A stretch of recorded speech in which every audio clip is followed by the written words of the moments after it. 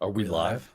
Is this it? I think we're live. Yeah. We're memorized. I'm scared. Yeah. I get the reference, Jackie. Is it live or is it Memorex? Yeah. It's been a while since that one. Yeah. That seems like it would be a good t-shirt for us. Yeah. There hasn't been a new T-shirt made in a long time. I'm just saying. Yeah. It used to be a thing. Like throw it on a T-shirt. Like we left that behind. It's funny how things like that tend to get put in the trunk and forgotten about. There's been so many T-shirts made. Who? If no one shows up, am I hosting or is Daniel? You can flip a coin. I'll let. I'm not a BHIS employee. Daniel can host. Okay, I'll host it, no problem. All right. Who's going to put up the articles? That's me. all right. I got that. Okay. Got Well, that. that's and here we go. Never mind. There's Corey. We're good. I was watching, and I was just watching you guys panic slowly, and I just didn't want to join and ruin it. It's okay. My hosting was good. I've done it twice now. You know, I've hosted for 10 years, so I would have been probably fine. Exactly. See. And the show was saved by the salty ham. But we're glad you're I didn't here. think I would say. I went in the ocean. I got 25% saltier. That's how it works. Anybody watch the Half-Life 2 20th anniversary documentary? Or is it just me? No? All right. No. Highly Is that suggested. instead of a video game, it's just a documentary now because they know everyone that played it is too old to play a video game? Pretty much, yeah. So, It's pretty good. They talk about why they didn't make any more Half-Lives, and then it's a pretty good documentary. I was surprised it's 2 hours long, but it's pretty good. Highly suggested. Where's it on? YouTube. YouTube. Nice. Now everybody's going to watch that. Yeah, That's everybody the watched worst. that one. Yeah. Yeah, if it's you're our planning on numbers watching drop. the Black Hills InfoSec Talkin Bout news, just cancel that and watch the Half-Life documentary instead. Who needs? I'm pretty sure, cybersecurity? like you can, if you watch any of Gabe's interview, you can tell like the background is moving, and I'm like, this dude's doing his interview from his yachts. How dare it's pretty ridiculous. Honestly, if you have good enough, I guess it was probably recorded on site. I was going to say, if you have good enough internet, I'm sure he has the best internet from every one of his yachts, no matter what. That's Zero probably ping. true. Half-Life 3 when? I mean, that was in my opinion, Half-Life 3 was just that VR game they made a couple of years ago. Alex was great. Like that is Half-Life 3. Like, There's a hole behind one of these posters from me trying to throw a grenade in Half-Life Alex. Yeah. Like a hole right behind the door, like this door right here. Did it work? I got the grenade off, but I also like hurt my hand, but it was I think I survived. I don't know. I fell to the ground and just kept shooting. That's why it's not recommended to tape knives to the end of your VR controllers. Never. That's the pro mode. Don't do that. Corey, there was a cat news article 2 weeks ago, and I was going to send it to you, but it was like I wasn't there and you weren't there. And I was very upset that nobody talked about it. So there was no cat section of the news. Yeah. It was like people trying to fish people who had fish people that have cats? I would be susceptible. Pretty much, yeah. They were looking for a tiger or something like that. They were like Googling or they were searching for a specific type of cat. It's like the one that looks like a little leopard that acts more like a dog. Bengal? Yes. Yes.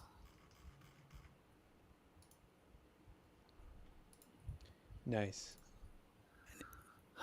This is the world we live in, kids.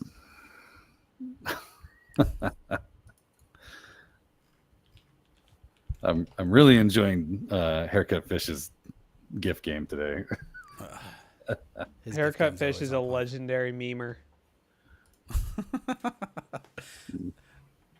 If you can come up to me at a BHIS conference and say, here's my Discord username and I know who you are a legend.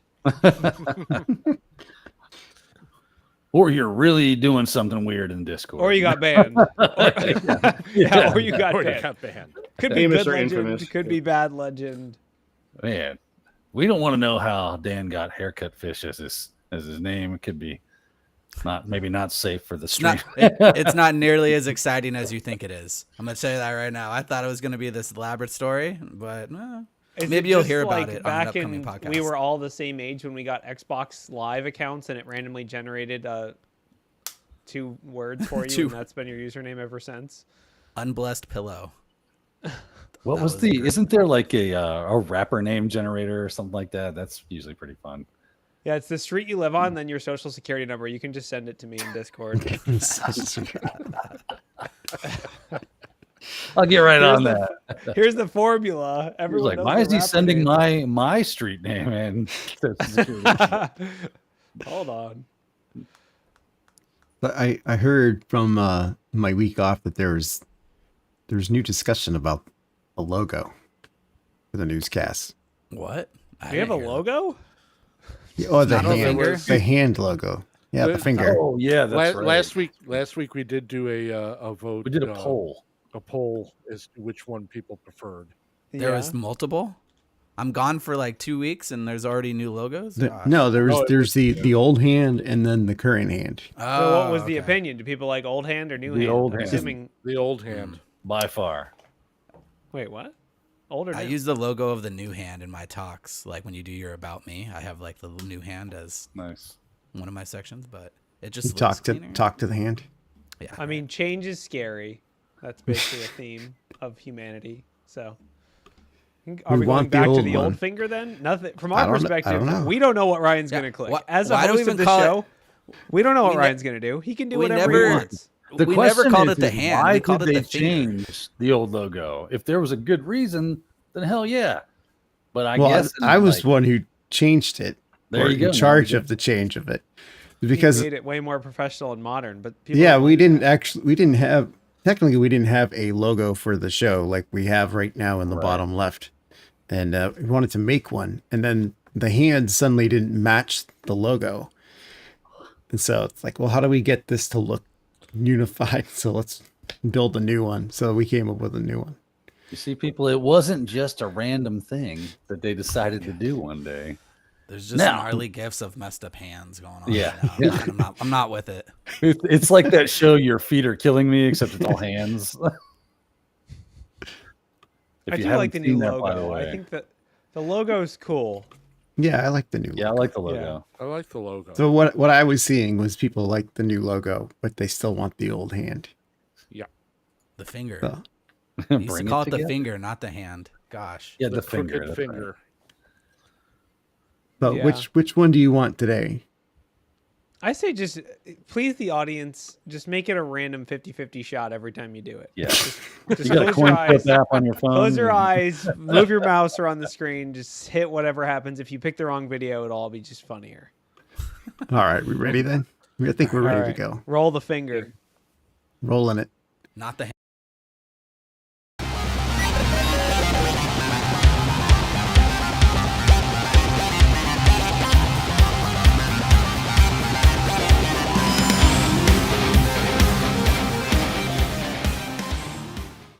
Hello and welcome to Black Hills Information Security's Talkin Bout News. It's November 18th, 2024. And I'm officially resigning from my position as the head of CISA, effective immediately. I never actually was the head of CISA, but I've decided to just proactively resign in case that comes up in the future. Smart move. Smart move. I would have done the same. Yeah. Way to get in front of things. Does anyone else want to resign from any positions that they aren't actually performing just in advance real quick? Like, Wade, do you want to just maybe resign from being the division head of Splunk? Don't. I resign from the division head of Elastic immediately. Do not hire me. I'd like to unsubscribe. I feel like after today, Palo Alto will go ahead and preemptively fire me. Yeah. Well, I mean, okay, so that's a great first article. Let's talk about Palo Alto. So, news article, this is, I mean, you could probably take any episode of this show and take a random networking vendor and a random, word for vulnerability, and it would be on the show.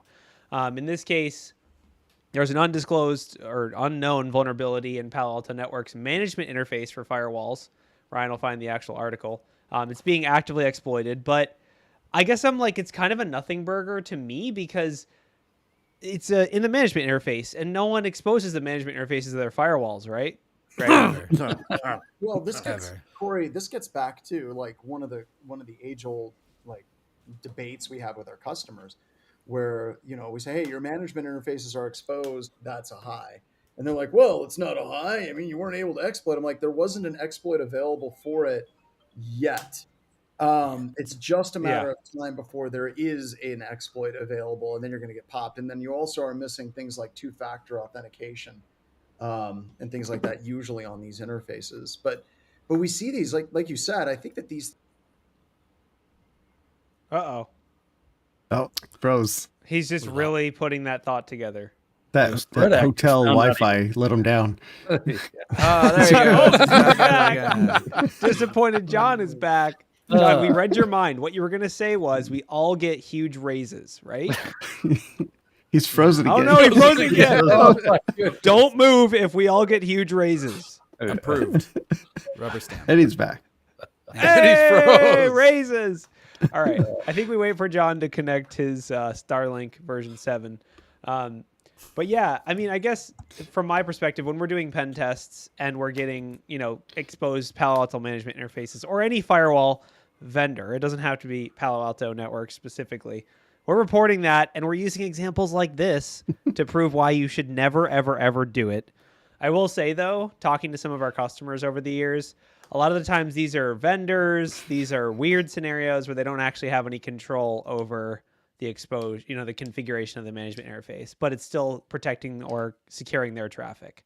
So I guess do any of the clients that you guys have that are exposing these management interfaces out to the public network, what about like secondary controls, VPNs, things of that nature?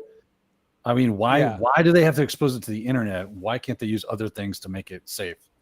So it's when not I make the change. When I want to make the change when I'm at home, right on my couch, it's easier for me to go straight to the firewall and just do it. The only scenario I've seen is that it's a vendor product. It's not done intentionally. It's done by a vendor who has no control. Or the company who paid the vendor to do it has no control over it.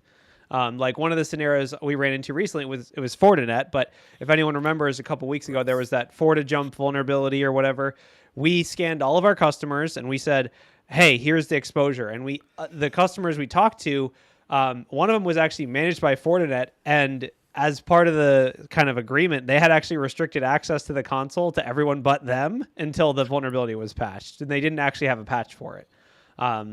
So basically, I think it's like they're not doing it intentionally. It's just, as an example scenario is like, one of our companies is a real estate provider. They have parking garages. The parking garages, I don't know why, but they have firewalls deployed there. And the parking garage is all managed by a third-party vendor. And for some reason, they have firewalls. I don't know why, but those management interfaces are exposed to the internet. So, man, that seems reasonable to me. I've done security for a parking garage company. I can confirm they have firewalls.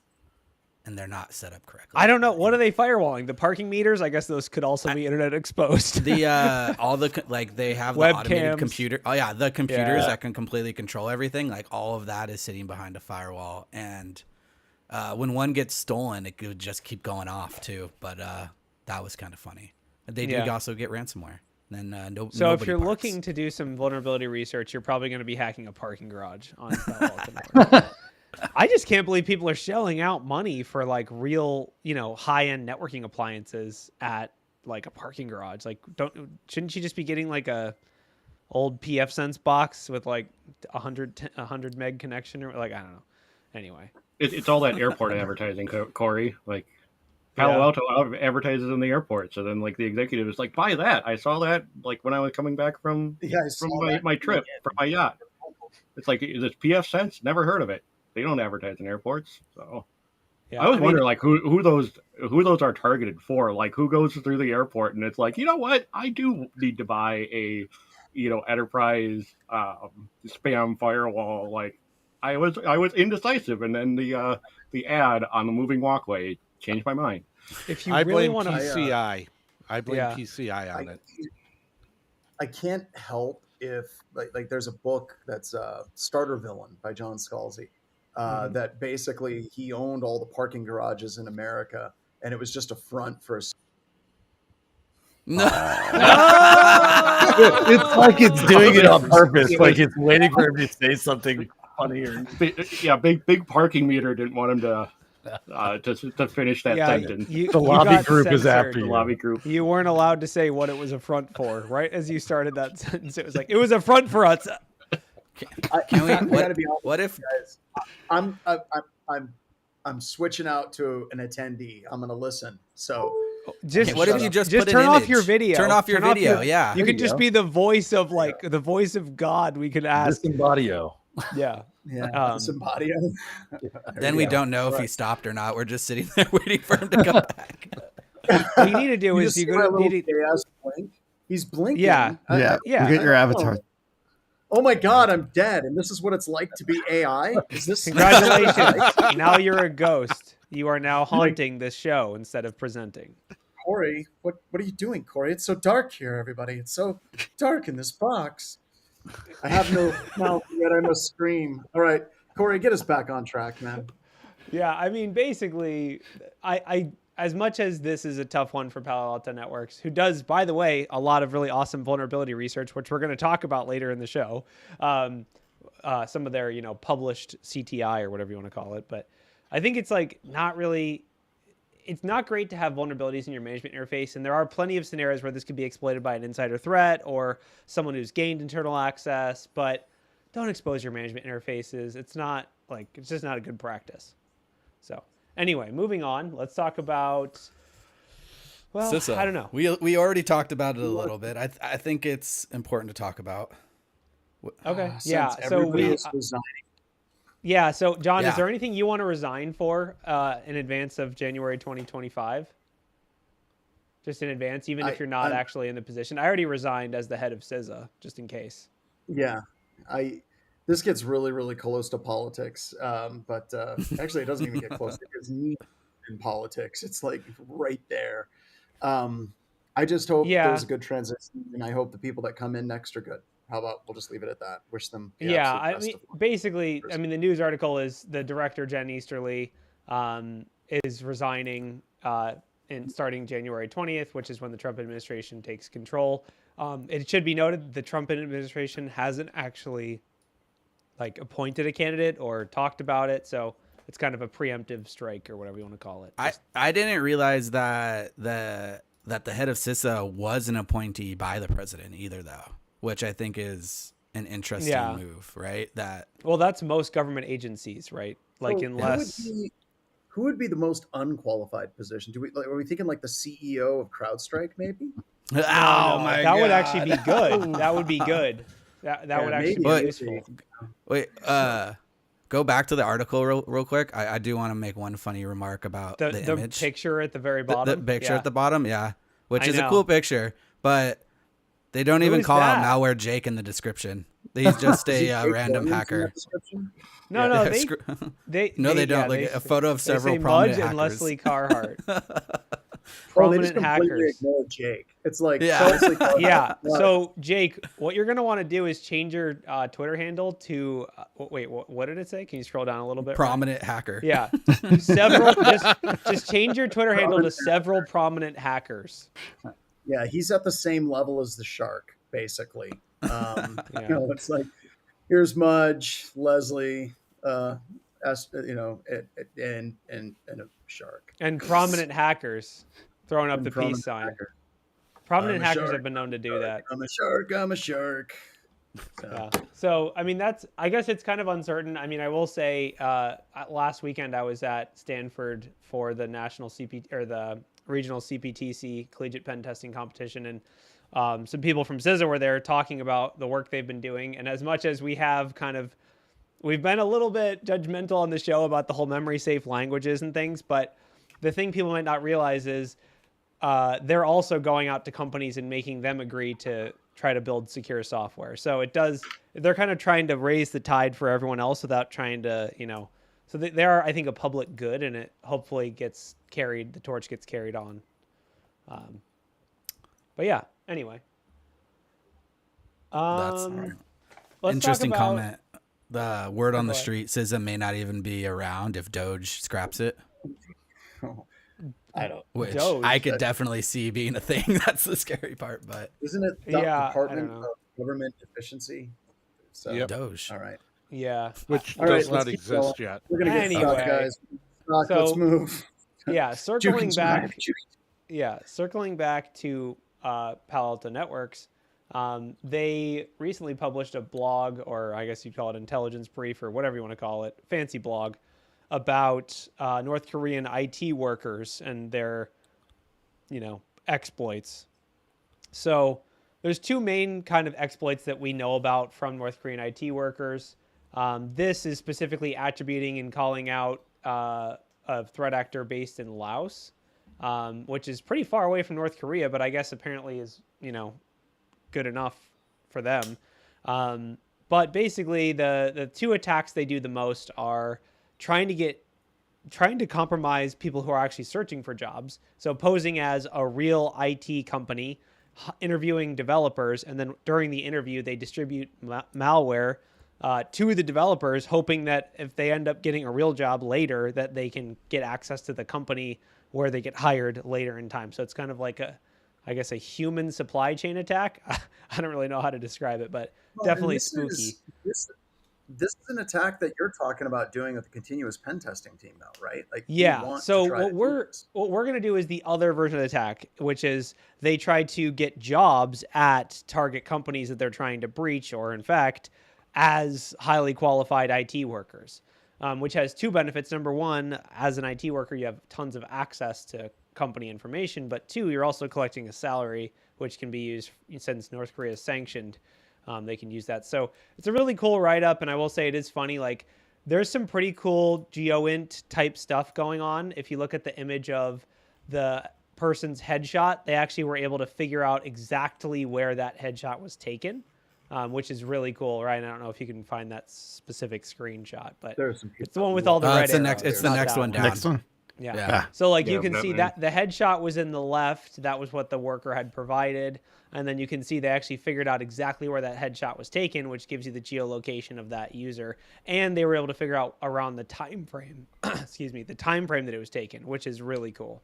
So they like, you can even see the screenshot, right? Like in the picture, it shows a phone that was released around this time. So they have like that ad campaign wouldn't have been running for a long time. So I guess pretty cool GeoInt or whatever you want to call it. But yeah. It would be really, really flattering if one of these North Korean attackers actually cloned your profile to get one of these jobs, right? That like you made it that far. Like I would have been very excited. It would be way more stressful than flattering because Well, yeah, whatever. Like, what am I gonna? I'm not gonna be able to stop that. You better watch what you wish for, Wade. Great, John. You're looking for a job in the help desk at our company, right? Yes, I am. Like, that would be awesome if they cloned mine. John, why do you have a Korean accent? I thought you lived in South Dakota. Listen, it seems like we're missing out on a real information gathering opportunity here, boys. If we pretend to hire them knowing full well that they are, and we can just watch and monitor and see what they're doing. I think we should do it. But we need to create a fake pharmaceutical company and just feed them incorrect data generated by ChatGPT. That's what. Who did that though? One of the firewall companies did that. They figured out a human honeypot. Yeah. The other thing is, do you think this will fuel the return to office? Like these attacks are becoming more and more prominent, right? We're returning to office to stop the North Korean attackers. Palo Alto Networks would be like, we have an office in Laos. That's fine. Like, some companies have an office everywhere. Yeah. I mean, I will say that there is a component to that, which is tricky. It happened to know before. It's happened to a lot of organizations, even in cybersecurity that should know better. I don't want to say should know better, but would be aware of the potential risks. But business processes, as we know, are kind of the important thing, right? You can't just be like, well, we don't have a hiring process unless you come into our office. Well, okay, good luck with that. Yeah. So yeah. Well, it also gets into a question of companies that do subcontracting and things like that too, where it's just development company. Totally. Yeah, and I had seen also where it's like the discussion had come up for, when you hire like these subcontractors, don't give them a laptop with access to everything right away, which sounds logical, but like you have a lot of companies that they're just going to push back, being like, no, we need to hire this guy and give him access to everything because everything is on fire, and we need this Yeah. subcontractor to fix it. So we're going to give them access to the critical stuff because that's what's on fire. We can't put them on a probationary period and go, you know what, just have access to these things, and then when we're certain that you're not just scooping everything out to on foreign country, then we'll give you more access. No, it just here's your laptop, get to work. The project was due 2 weeks ago. Do it the best you can. Yeah, I mean, I think traditional pen tests would cover most of the kind of risks of this, of like default user permissions are way too high. SharePoint data exposure or file share exposure is way too high. Like, if a default employee can't do anything that damaging, the risk from this goes down. Even if you do hire from someone from North Korea, your lawyers aren't going to be too happy about paying someone who's sanctioned. But the access they would have shouldn't be everything. They can RDP into every machine in the domain. They can get local admin on their machine. They can, access all the password backups we have in OneDrive or whatever. So I think, it's a defense in depth approach. Is it a pretty normal red team assessment, at least, to send off a laptop to a red team, right, and give them login creds and pretty much perform this type of attack from like zero to like, yes. here's a laptop, right? Like, I've seen that several times before at a couple organizations I've worked for, but I don't know if that's normal in. Yeah, I wouldn't necessarily say it's normal. It's definitely on the table. A customer would have to request and have a plan for it. Mm-hmm. But I mean, I guess what I would say is when we scope engagements, or when I'm talking to my subscription customers, I basically ask, like, what is your true user population? Because there's going to be everything from, some companies have contractors that are third parties that have zero, it's BYOD, they have zero company provision devices. They use Citrix or another remote access software to get to their virtual desktop. And the company doesn't assume any risk or provide any, device to them. Or that could be a company that has, company issued laptops, and that's their only part of their user base. And so, like, it's just kind of like, what is normal for our company? Most companies are going to have a mix of each. But, for a pen test, it's usually worth testing whatever keeps you up at night, right? So if you want us to come from a contractor that has BYOD access, just make us a VDI, have us remote access to it, and we can do an assumed compromise from that perspective. But it's definitely on the table, but I wouldn't say it's normal. Now, Cyber Research in the chat was asking, is there some way of some sort of in-person verification going on that can be done for it? And if you think about it, they're being found in Laos. What's to say that they're not shipping somebody through 3 different spots to get here to the U.S. very easily, and they're just going ahead and coming from, say, Kentucky or what have not? There's nothing that says that they're going to fly out from North Korea. There's nothing that says that if they're using a fake picture, maybe you catch them, but they could very easily settle themselves into another country, use a current picture of themselves, and come in, and then the physical verification passes, and you're still screwed. And I think that's a lot of tall order. That's a tall. They're just trying to hire cheap developers in Southeast Asia. That's Yeah. all they care about. They know that they're hiring people. There's good, and I got to be honest, there's good developers in Vietnam. There's good developers in India. There's good developers in all over the world. And, when people are developing web infrastructures or APIs or backends, it's not uncommon for them to hire people outside of the United States because it's cheap. Totally. And we don't know exactly what that process looks like a lot of the time, right? We don't know what's normal. Is it normal for them to not use their webcam or have certain government documents? Like, what government documents would be considered normal for someone of a different, nationality? We don't even know. So, long story short, I think, have a process that's secure, have a, verification method. And also, I think, the handoff of credentials should be, handled carefully. And also, principle of least privilege always works. All right, what's next? We could talk about the T-Mobile telecom stuff. Another one. right? Every time Like, T-Mobile gets every year. breached. No. Yeah, well, it's every year T-Mobile gets breached. So I'm glad we covered this one in 2024 before we get into the next year's breach. I will say though, this one is kind of interesting because it's kind of a lot of finger pointing in the article between who's breached, who's not breached.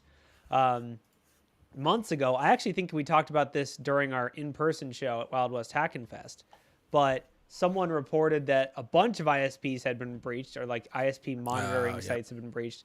I am kind of speculating here, and there's other people speculating in the articles, but it seems like it's related to that because T-Mobile representatives have said, T-Mobile customer data isn't impacted. Like it says right there, at this time, T-Mobile systems and data have not been impacted in any significant way. We have no evidence of impacts to customer information. So I don't know how that statement can be true and it not be like a third-party monitoring or other like solution that got hacked. Isn't that just always step one in the breach notification? Like, deny everything. Yeah, there was something, but it's not like that big of a deal. There's no real like PII or anything you got to worry about. It's all good. I can't even detect that our systems have been breached. It's that good. And we'll see you in 2 weeks when we admit that all that was false.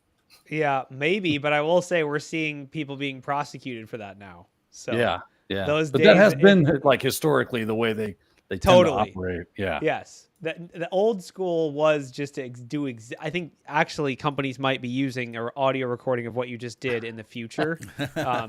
But yeah, I mean, nowadays, lawsuits are pending. We will see how it actually plays out. But SolarWinds, we've talked about on the show a lot. The person who said we're super secure to the shareholders is now being prosecuted for basically lying to. Also, that image of you in the chat that Haircut Fish just put is amazing. So he made that like he asked me, "What did you go for in Halloween?" I said, "I went as a Russian APT," and he cooked that up. So click on the article that I just threw in chat.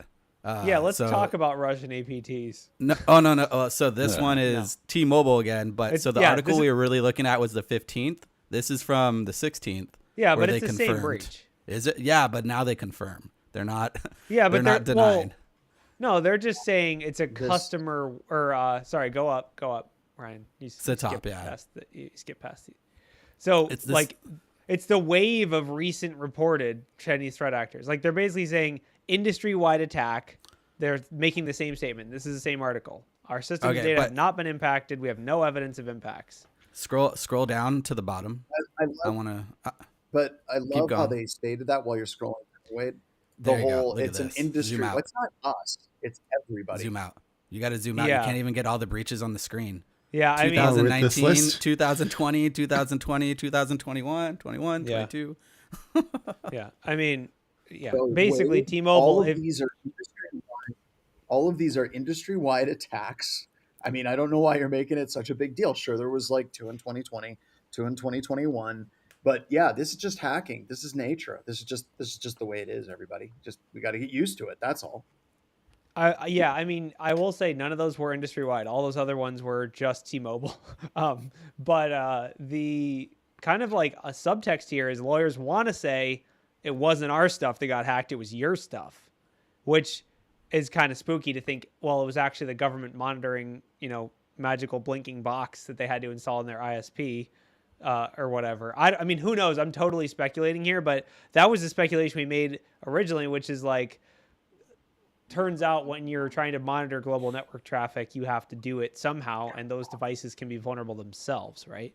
So I guess we'll see as time plays out how this evolves.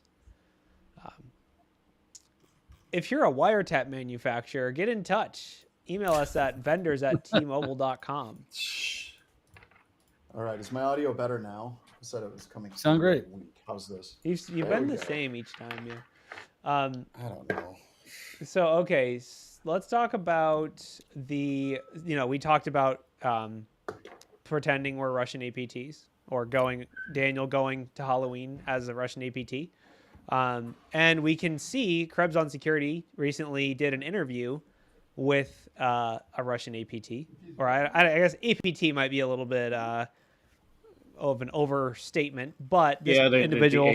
The A may be a stretch in the APT. Well, okay, so here's basically, the article is pretty interesting.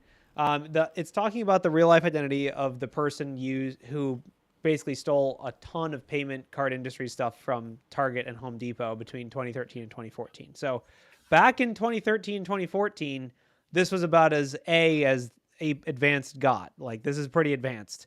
Nowadays, I don't know about how advanced things are, but essentially it's a Russian national. His name is Lenin, I guess.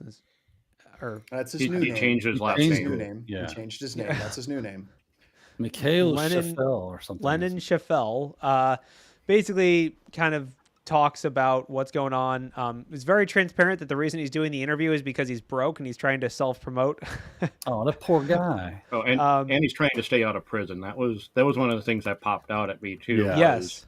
Like, he's trying to not go to prison, but then they also said in the article, like, Russia doesn't typically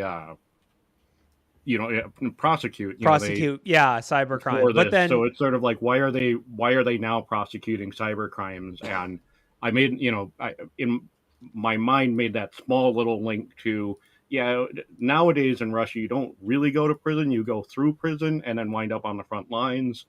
So that's so it actually addresses it in the article. If you had to, so by the way, Daniel, I hope that your Halloween costume included a 9mm or whatever that is, and I'm just gonna screenshot this so I know exactly what to dress up like for next year. You're gonna get to see Florida man arrested at Halloween. Yeah, I was gonna say maybe swap out some elements of that costume for law enforcement. But basically, Alex, if you had to speculate, why would they be prosecuting this individual? Because they actually cover it in the article, and the reason might be exactly what you would guess. I'm kind of curious. Oh yeah, he's naming names. He's naming names. You don't name names, or else you get defenestrated. Like you start writing down, like, okay, I'm going to start like associating like the nicknames with the real names and the criminal exploits of everybody else. And it's like, don't do that. And then somebody's just going to like turn you in. Correct. And be like, okay, I'm just going to turn you in for, I think that you're just walking around with like a firearms complaint. Well, that's exactly what Krebs says in the paragraph there. It says this is speculation by Krebs, but basically this individual has been documenting the nicknames, real names, and criminal exploits of Russian hackers who worked under the protection of corrupt officials and FSB. So I think you were spot on. I think that being prosecuted because he stepped out and started bringing transparency to something that shouldn't be transparent, or at least from their perspective shouldn't be transparent. But sounds either like way, an easy way to fall off a 5-story building. But I mean, like I said, like they need to fill the military, and even like in the chat, the time traveling nerd herder is stating that too, that filling the military. So that certainly saves them on like the amount of open windows that Russia needs to maintain. I mean, we know he has firearms experience based on the photo. Which did anyone catch the fun little tidbit that it says? First of all, the image is in 2005. Second of all, it says image U.S. Postal Investigative Service. USPIS is doing their own intel on this guy. I guess actually it makes sense with Hydra, dark markets. They're sending all the kinds of stuff to the to the mail. But I thought they're pretty baller though, right? Like I've heard the Postal Investigation Service is like top notch. Yeah, they are. Like they dig in. They definitely. If you think they're awesome, send a self-addressed stamped envelope. No, sorry. Oh no, I had my kids receive birthday cards that got intercepted and money taken out of them, and it's like, oh boy, the Postal Service did not mess around with that, and they definitely that is an elite government agency right there. And they definitely reinforced you stole money from a 3-year-old for their birthday. Like they really wanted to have can you read this out for your child? They went full force on that. So wait, you're saying I'm very confused. You're saying the USPIS stole your kid's money and then forced you to read them a ransom note? No. Like when they took it to court, they wanted me to articulate like the basically the victim impact statement to court. Like I see. Postal Service was, because it was somebody. It was like someone driving around bashing in mailboxes, taking stuff. Okay. Yeah, he goes, "This looks like a birthday card. I'm going to zip this open and steal the money out from it, and put the card back." I thought they were enforcing their policy of don't send cash in the mail, but anyway. No, it's like there was someone rogue that was taking the money, and you report it in, and you go, I don't think anybody's gonna look into it, and it's like you get like the full force investigators there going like, oh, somebody stole $20 out of a birthday card, and they're doing they're going full tilt on prosecuting. So. Yeah, I mean, to close out the story, it sounds like Lennon Schiffel could use $20 out of a stolen birthday card because probably not doing so good. And it goes to show, like, crime. The crime doesn't pay that. It's like you were responsible for like a hack or breach that everybody knows about, and you end up just broke and you can't make ends meet in anything else. Yeah, I mean, 100 million credit card numbers, or sorry, 10 million credit card numbers. So it's a lot. Yeah, and you're not driving around in like some camouflage Lamborghini like the other Russian scammers. Yeah, are you telling me my purchase of a Lamborghini on someone's stolen credit card in Russia has been declined? What the heck? Try this one. Try the next one. Yeah, try this one. I think what we're missing out here, though, is one of the a good side piece here is that Brian Krebs is really missing out on a good editorialization from Atime in our chat. He says, all I can say is that he has this booger hook on the bang bang stick. That was some good funny right there, Time. You made me chuckle. Thank you, sir. I appreciate it. Krebs, you got to hire this guy, man. He's like, you're not going to have that kind of journalistic integrity. Yeah. What else? We could talk about potential buyout of Rapid7. That's not really a news article, but kind of interesting to think about. The hacker that gets 10 years. Did you read that one? Yeah, let's talk about that one. That's a good one. So this is an Idahoan, or is that how you say it? Idahoan? I know about Idahoan potatoes. Basically, Robert Perbeck is sentenced to 10 years in prison. Sentenced, which means this final, or at least it's pseudo-final. Sentenced to 10 years in prison for stealing personal data of 132,000 people and extortion. Basically, they were known online as LifeLock and Studmaster, which probably tells you their self-esteem level. Basically, they bought it. It's interesting, I think, because they're buying access, or he's buying access from initial access brokers to probably through info stealers, but I guess 2017 is pretty early for info stealers.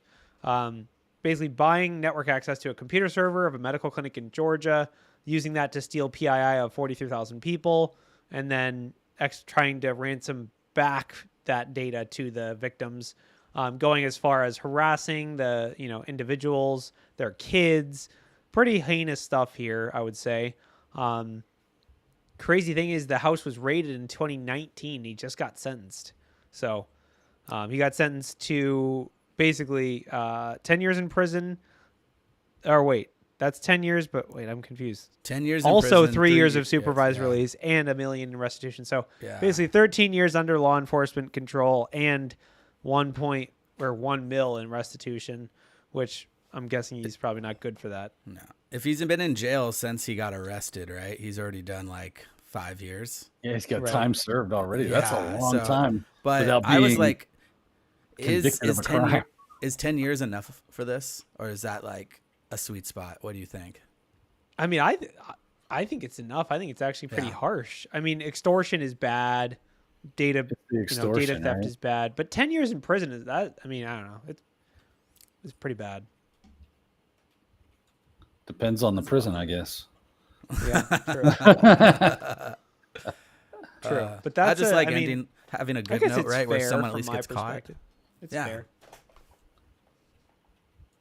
It's probably pretty harsh, know but more it's about also the case before I would make a judgment on whether or not it was harsh enough. I don't know. Yeah, I mean, extortion's bad. Stealing people's data is bad. I mean, but yeah, I mean, I guess it's a drop in the bucket compared to what we see ransomware threat actors doing on a day-to-day basis. But anyway, let's talk about ransomware. No, I'm just kidding. That's trying to stay there was a ransomware in there. What was it? Pharmaceutical company? Embargo ransomware. Yeah. Another healthcare org. Basically, Embargo Ransomware has claimed they stole 1.469 terabytes of AAP's data. I don't know what American Associated Pharmacies are, but I'm assuming they're critically important to U.S. healthcare, just like most healthcare companies. So apparently APIRX.com and RxAAP.com, all the creds were reset for there. There's APIs, warehouse. I don't know. They're basically pharmaceutical. Another drug shortage is coming. Spoiler alert, probably, which is not great. But yeah, they're looking for 1.5 mil. Or that's the average demand of 1.5 mil this year. Wow. Not too bad. Not too bad. I mean, I don't know how big this company is, but honestly, yeah, we'll see. They might pay it. CEOs Right, probably like, I think I got $1 million on me. Hold on. All of us are Let me- thinking the let me same check thing. my wallet. Yeah, let's see what I got in the couch cushions. Could we be a threat actor? That's everyone's thinking, like, just 1 or 2 good cashes out, move to Thailand, good for the rest of your life. Nobody else thinks that. It's just me. All right. Yeah. I mean, a friend of mine said that sounded like that. yeah. Yeah, I mean, healthcare ransomware, sadly, too common. Unfortunately, usually very, very active. One thing that's kind of interesting, so kind of the war in Ukraine thing. Interestingly, now that I guess there's a little bit of like geopolitical stuff here that I probably won't get into because I don't fully understand it, but essentially North Korean troops are active in Ukraine from what we know. And then South Korea claims that now that they're kind of calling out the fact that that's happening, that Russian threat actors are going after South Korean sites. So it's kind of like a weird geopolitical thing of like, we pointed out that something was happening and now all of our government sites are under attack. It's kind of a weird, I guess from my perspective, it maybe would be an indicator they're on the right track. It's like, oh, we're getting hacked. That means we're right. Like, Yeah. I don't know, but I just think that's a weird thing to be in the world of. Now that we've called out Russia, we're getting attacked by Russia. But Who would have it's guessed, not too right? surprising. No, Yeah, who would've guessed? it's Yeah, typical stuff. I was going to cite a different news story, just continuing the looking for money with the 23andMe story that's laying off more people. So I don't know if you want to. Yeah, we can talk about it. It's like I found that one interesting because like 23andMe, they still have all of that user data, and it's just going to get to the point to where they're going to sell that to try to make ends meet. I think it's also interesting that they said that their testing kit sales are down, but they're seeing like an offset in growth of membership services. Like somebody out there is still buying kits for 23andMe when we may be at this point like within a year where 23andMe just like sells their stuff to the highest bidder, and who knows where that DNA information is going to. So yeah, I mean, there's who says they aren't? They already sell it. It's one of the few things that they, I think, still have as value. So it's not a matter that they sell it, but it's just a matter that it may end up in more unscrupulous hands. There's just you give over your DNA, you can't change it, and you have no idea where it's going to end up. Yeah, I mean, I would say we didn't talk about this article, or I don't know, maybe they did last week, but the whole onion acquiring InfoWars thing. Was that talked about? I don't know if we talked. I wasn't on the news last week. We But didn't I talk guess about yeah, I guess what I would say is like it's kind of a corollary of like you never know who's going to buy the data when it goes up for auction. In this case, I think InfoWars, at least my take, and maybe this is a political take, but them being acquired by the Onion is one of the best possible outcomes. It's money going to the victims. It's it's pretty funny to imagine someone reading InfoWars and then it changing to the Onion and being like, "What the heck? Why are the articles not my opinions anymore?" Yeah, well, and the hiccups in that sale are something to keep an eye on as well, because there's all these challenges. So whatever comes from the challenges could determine a lot of other things going forward. So totally, but either way, claims to ownership because you're using because they have an identity on your platform. It's sort of like, well, like BHIS has a Twitter handle too. Are they partially owned by the person that owns Twitter? Like that's one of the arguments that are going on, or you host your services on Amazon. Does Amazon technically own part of your company? Yeah. I So think it's the one of these biggest things that it sounds silly, but there's all these legal debates that may. Has any legal headway I been made think in that? I don't think so, but it's boggling that it's coming down to just being a whole like, oh, okay, I guess we got to sit around and discuss this or look into the minutia of it when. I think the bigger one that I saw over the weekend, as far as a lawsuit goes in this whole InfoWars buyout, is there's a claim that the auction was not done properly. I saw that too. Yes. Yeah, and it's not even, from what I was reading, it's not even hitting on like Twitter owns some of this or Musk owns some of this. It's that nobody else knew what was going on. It's that they went ahead and sniped in on it all. Nobody had a chance to go ahead and outbid them. These are the things that I'm hearing on the whole thing as far as from this past weekend. If anything's got some teeth, that might be it. That might be one, yeah. But I don't even think that's going to fly in the long run. Was there? I thought there was something where the people who were accepting the bid had the opportunity to deny and accept anyone they wanted, though, too. That's what because I was surprised that the Onion had that amount of money and that no one pitched any more than that. So there was some type of judge, right, that decided who it was going to go to, but it wasn't all down to money. I think it was down to money, and restitution cancellation was basically what was stacked on top of it, to where it's we can come up with X amount of money, but the victims that Alex Jones owes money to said, you know what, on top of the money that we're putting together, we're also going to cancel out some of the stuff that you owe us, thus effectively bringing the total higher, than what anybody else could come up with, just in straight up cash.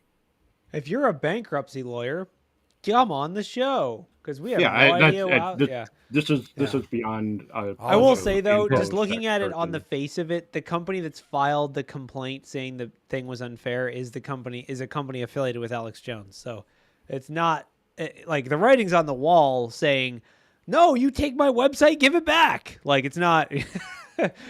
Maybe there is a legitimate legal element of it, but it is, I think, just more of a, well, we're going to appeal. Of course, we're going to appeal. You always appeal.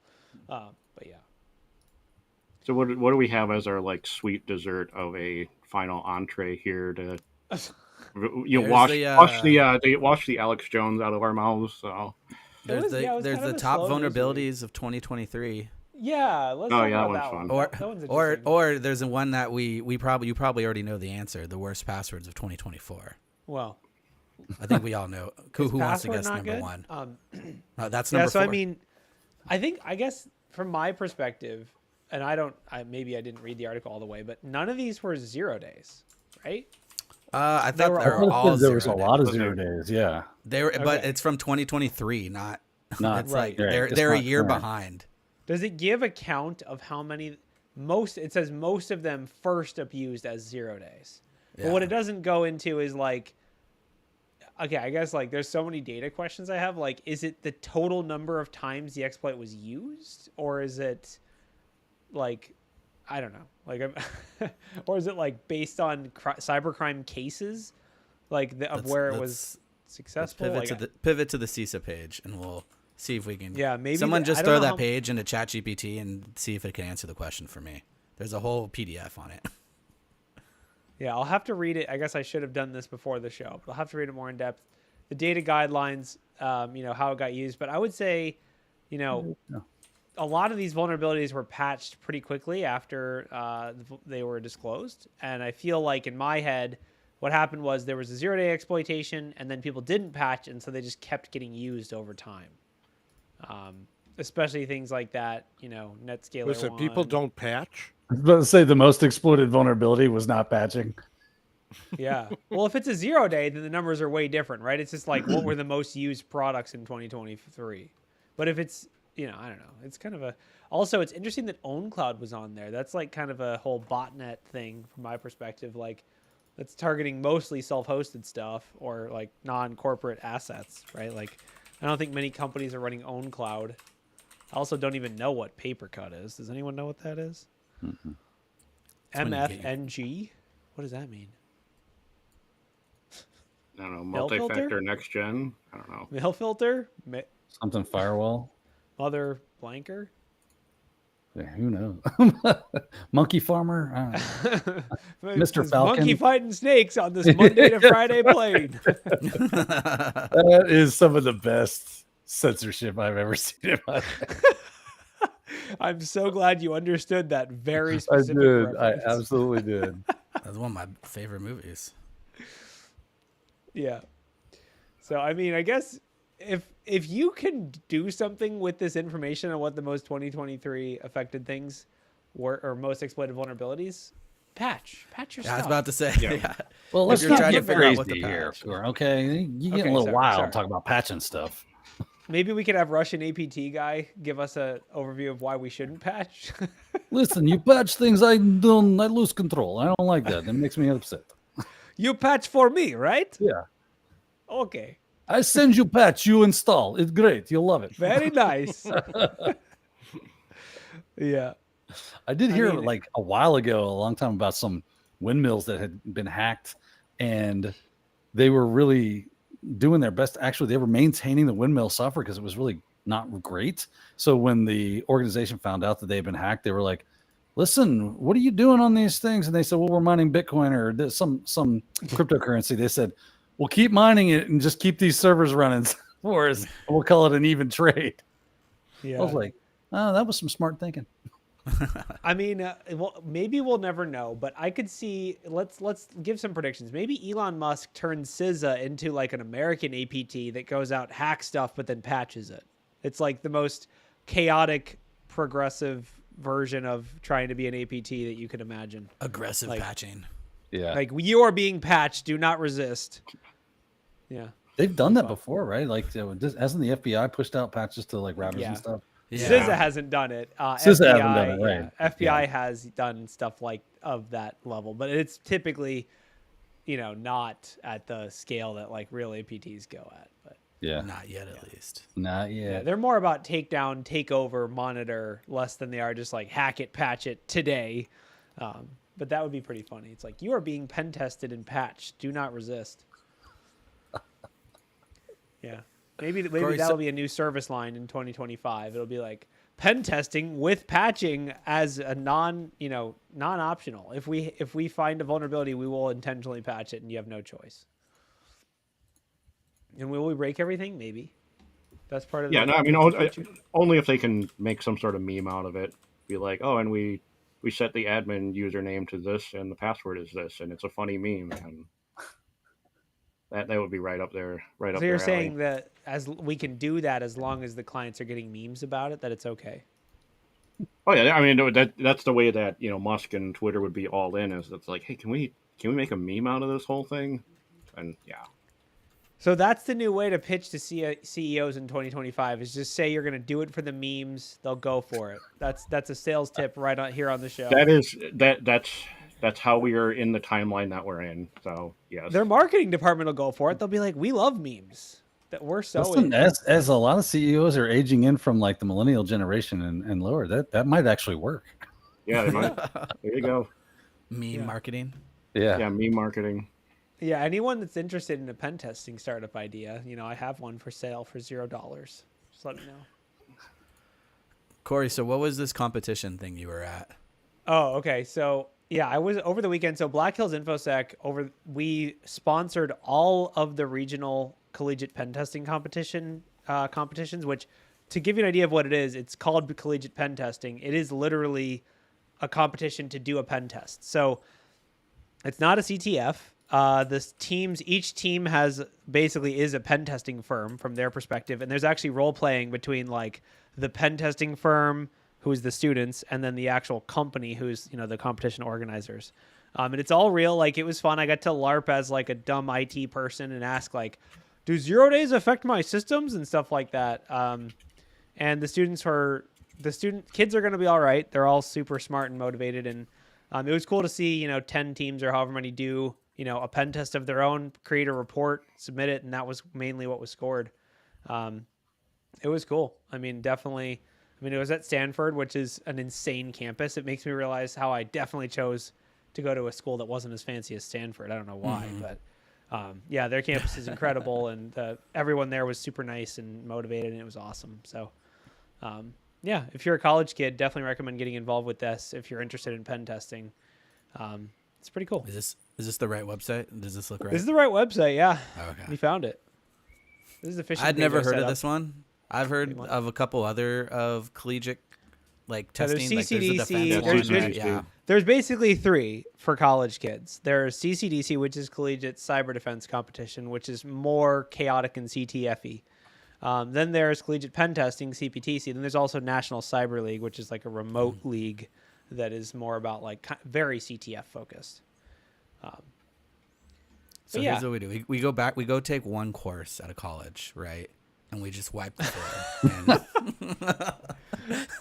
We stack a deck. I will say that was one thing that was discussed is like, what if like Black Hills, while the students are doing their pen test, like we have a team from Black Hills or another like pen testing vendor that actually does the pen test, like, our style and uses our report. And it could be like maybe a point of comparison of like how much we found, how much, what our report looks like compared to everyone else's. But I will say, like, overall, that probably wouldn't be super productive, right? Like, we already would just give away what we would do for free anyway. So you don't need to see us actually do it. But yeah, it'd probably be good though for the students though, right? Like compare my work to the actual professional one. I think it would be pretty legit. I would like that. It's tough because it's also like we don't want to just come in and be like stunt hacking, what up? Like, it's not like that's not the best vibe. Like there were some teams that probably would have done better than us if we're being honest. Like there was definitely some really, really talented teams. So yeah. Anyway, anyone have any closing final thoughts on what's going to happen in the next week? Predict the future news. T-Mobile probably gets hacked again. T-Mobile gets hacked. There's going to be another management interface open to the internet exploited. Yeah, is it going to be Fortinet, Palo Alto? Fortinet's already been done. That's true. Cisco's already been done. Can we get a checkpoint? I think we're up to checkpoint. Or what about like WatchGuard? Is that a big one? Maybe that went away. I don't even know. Blue Coat. Blue Coat. Good times. All right. Thanks everyone for attending. Kill it with fire. Bye-bye.